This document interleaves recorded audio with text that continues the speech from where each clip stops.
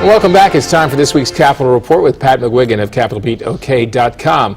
Pat, a local judge reluctantly found that the Lindsey Nicole Henry Scholarships were unconstitutional under state law. Now, he left the program in place pending appeal, but what happens now? Well, I'm not so much critical of Judge Bernard Jones as I am of the underlying state constitutional provision that bans the use of public education funds to follow a kid if they or their parents choose a religious school. I think that's a very unfortunate provision in the state constitution, and it dates back to a very controversial era, which is the Know-Nothing era of the 19th century, which was a time full of anti-Catholic bigotry, among other things. And the Blaine language, as it's called, that's in our Constitution reflects that bigotry of the past. Now, Attorney General Scott Pruitt says he'll appeal, and I'm grateful for that. In his view, in essence, it winds up discriminating against a certain kind of school that parents ought to be free to choose to use their tax education resources to access. So it's not an inevitable decision, but again, I'm not so much hammering on Judge Jones. There is state precedent in other states, including Indiana, that reaches a contrary conclusion about this.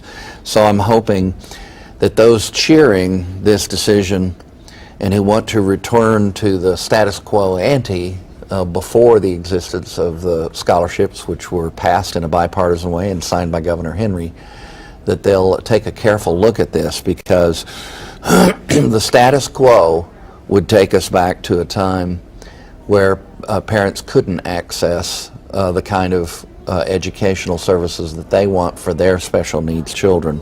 By the way, that's a point of view that, although John Cox prevailed in the statewide superintendent race for the Democratic nomination, both Republicans and Democrats that support programs like Henry won in the recent primary and runoff cycle. All right, well, we'll continue to see what happens with that. Let's talk for a minute about the state's loss of the No Child Left Behind waiver in the wake of the Common Core repeal. Clearly, this is going to have an impact, but how big is the impact, and what should elected officials do in response? You know, the Oklahoman pointed out in an editorial that the percentage-wise and even numerically that the numbers involved here are not catastrophic. We're talking 3 to 5% of public school funding that originates with the federal government that will get wrapped up in this waiver loss. Democrats and Republicans in Oklahoma joined together, including the nominee of the Democratic Party for governor, to oppose imposition from the federal level of the Common Core standards. And that's something to keep in mind. Is it time to resist further federal encroachment on state prerogatives? It's a very important question, because this week it's Common Core. What's it going to be, next week or the year after? So the Oklahoma policy decision should be made by Oklahomans. That's the view of the defenders of the Common Core repeal and of critics of what the Obama administration did the other day.